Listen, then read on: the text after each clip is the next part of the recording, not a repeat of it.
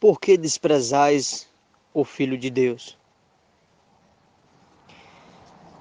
Muitas pessoas vivem como se nunca houvéssemos de morrer. Muitas pessoas vivem como se as suas vidas não fossem tão preciosas. Muitas pessoas vivem no corre-corre do seu dia, faz uma coisa, faz outra, se lembra de muitos detalhes, mas se esquece de algo muito importante: a vida espiritual, a vida eterna. Você sabia, caro amigo ouvinte, que você não ficará aqui nessa terra para sempre? Você sabia que um dia você vai ter que partir? Vai ter que deixar os seus objetos, deixar sua família, deixar seus filhos, deixar sua esposa, deixar seus pais, sua mãe, deixar os parentes, os amigos, deixar as companhias. Um dia você vai deixar tudo isto para trás. E vai levar, os seus amigos vão levar o seu corpo dentro de um caixão para o cemitério. Cedo ou mais tarde isto vai acontecer. Não importa se você seja uma pessoa nova ou seja uma pessoa já de avançada idade. Um dia vai acontecer isto. Comigo, estou falando aqui agora, e com você que está ouvindo.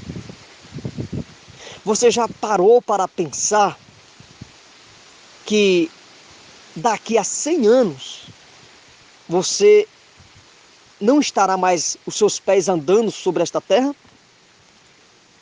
Você não estará mais nessa dimensão física?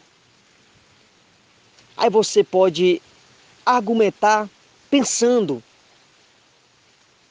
eu vou para o céu, eu estarei com Deus. Que pobre pensamento! Em você pensar que estará no céu, estará com Deus, depois de você pisar, desprezar o filho dele enquanto está vivo. Existe uma grande salvação para os pobres pecadores. Pecador não é só aquela pessoa que mata, que rouba, que se prostitui, que adultera. Não. Pecadores somos por natureza. Nascemos pecadores. Vivemos em pecados. E por consequência, se morremos em pecados, vivemos e morremos separados do céu, separados de Deus. É isso que a Escritura nos apresenta de forma enfática, de forma clara e objetiva. Romanos capítulo 3, versículo 23 está escrito: porque todos pecaram e destituídos estão da glória de Deus. Você sabe, meu caro amigo ouvinte, o que significa destituído? A palavra destituído significa cortado, tirado, separado, fora, excluído. Isso deveria nos apavorar, porque diz que todos pecaram.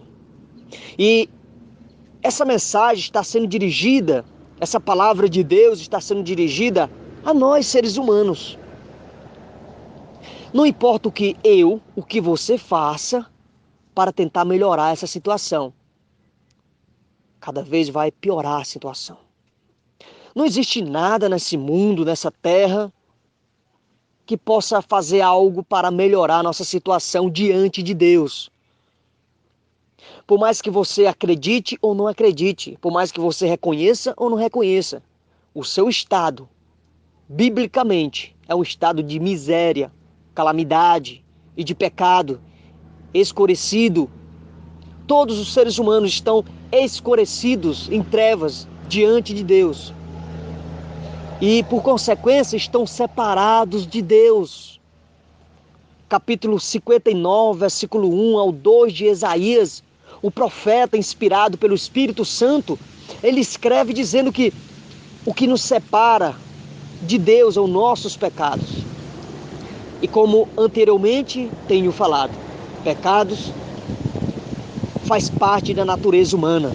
Quando você peca, apenas está cumprindo o curso natural da natureza. E com isto mostra que nenhum ser humano, seja este religioso ou não religioso, seja este evangélico, católico, crente, espírita, budista, ou qualquer tipo de tentativa de ligação religiosa para com Deus. Nenhuma dessas atitudes ou nenhuma desses codinomes que eu acabei de falar nos liga diretamente com Deus. Apenas muitas vezes fazem atrapalhar a nossa ligação, nos embaraçando em situações que nos enganam, pensando que nós estamos de bem com Deus, enquanto estamos cada dia mais se aprofundando no pecado, seja por orgulho próprio, idolatria, vaidade, pecados horríveis diante de Deus. Existe apenas uma solução para o pecador, para o homem e para a mulher. Existe apenas uma saída para o homem, para o ser humano. Se você rejeitar e desconsiderar e pisar e deixar para lá e tentar esquecer, tampar os seus ouvidos a esta verdade, você não vai alcançar esta salvação. É triste dizer isso, mas nesse exato momento existem milhares e milhares de pessoas descendo para o abismo, para a condenação eterna, e que gostaria de ouvir essa mensagem e não podem mais. Mas você, caro amigo, que ainda está com o coração batendo dentro do seu tórax, bombeando aproximadamente 5 litros de sangue, correndo pelas suas veias, saindo para as artérias e assim expandindo no seu corpo e compartilhando o oxigênio que você respira, inspira para dentro e expira para fora, gás carbônico. Enquanto você ainda está nessa situação de respirar, está me ouvindo, você ainda tem chance. Hebreus capítulo 2, versículo 1 diz: portanto, convém-nos atentar com mais diligência para as coisas que temos ouvido. Então, caro amigo, atente, dê atenção ao que você está ouvindo agora, que é para a tua salvação. É para o perdão de todos os teus pecados. Nada, dinheiro, prata, fama, amigos, religião, nada pode tirar os teus pecados. Mas existe apenas uma única saída.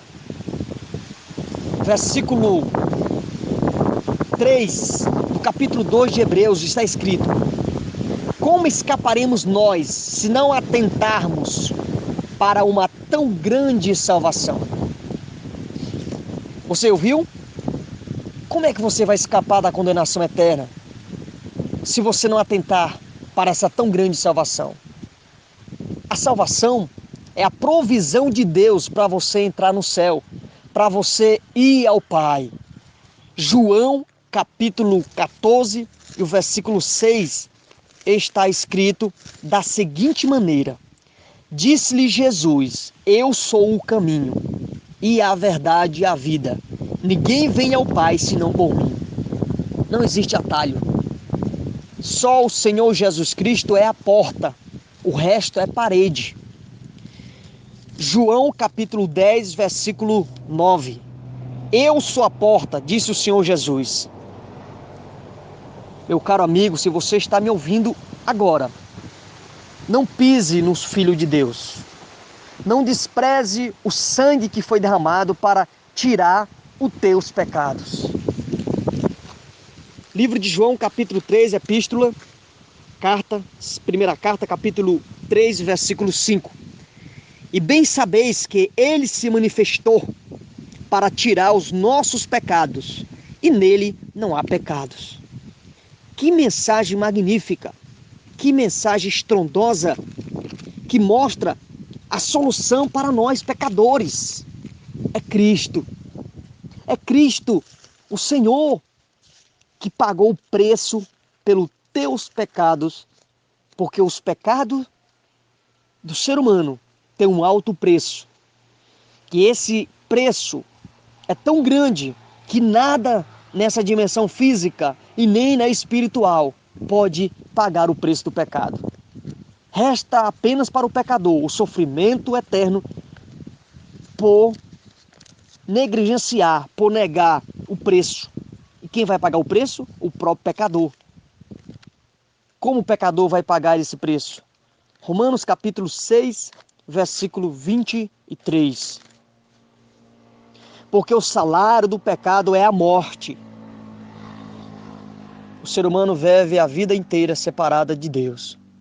Mas quando essa pessoa morre e quer ir para o céu, ela não pode, por causa dos seus pecados. Os seus pecados continuam a separar elas, tanto aqui na terra, quando morre também.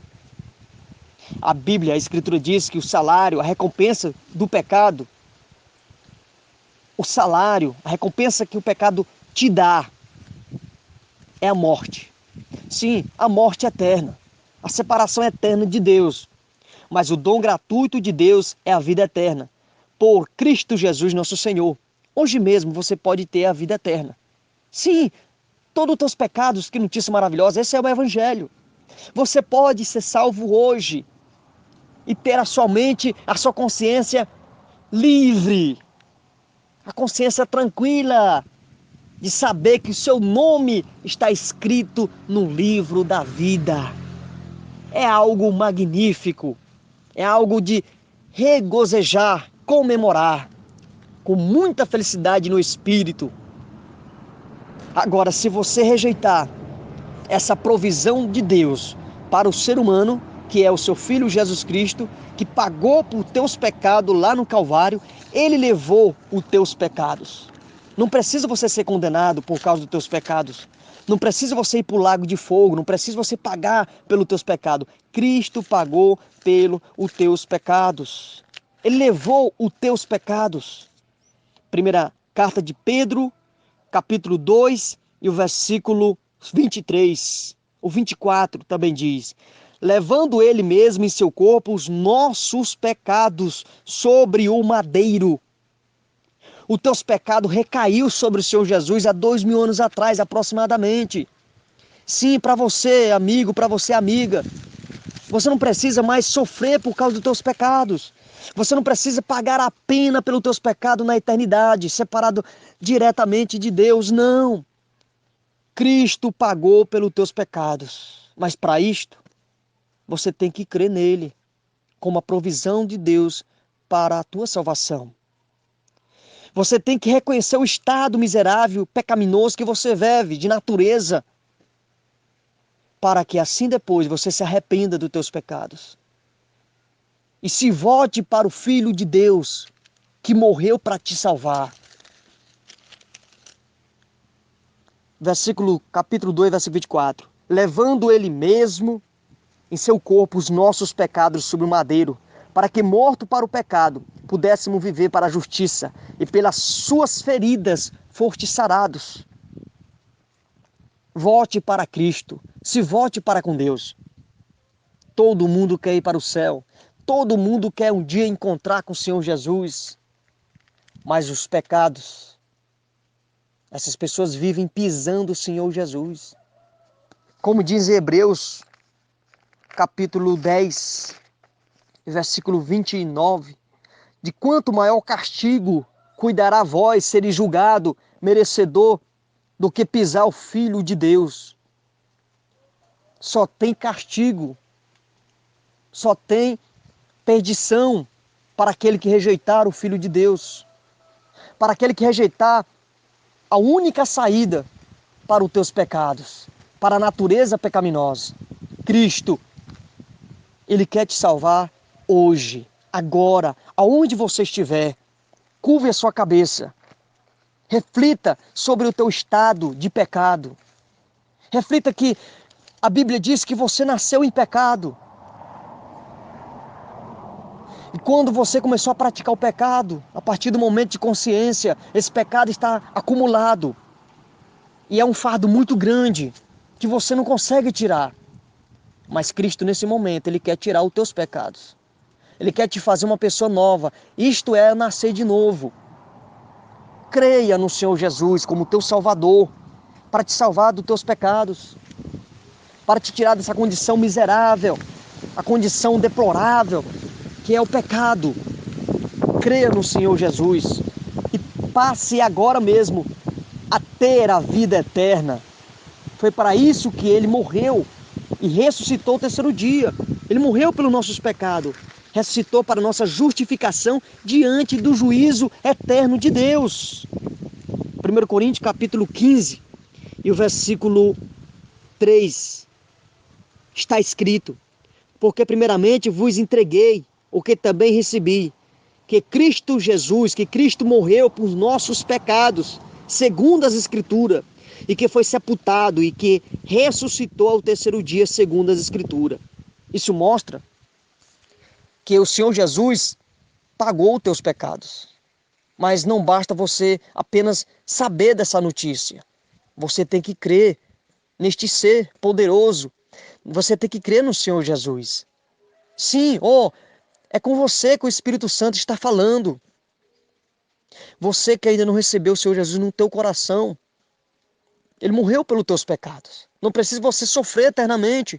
Você não precisa estar nesse estado miserável de pecado. Você crê no Senhor Jesus, Ele tira os teus pecados e te faz uma nova pessoa, nova vida. Creia e tenha a vida eterna.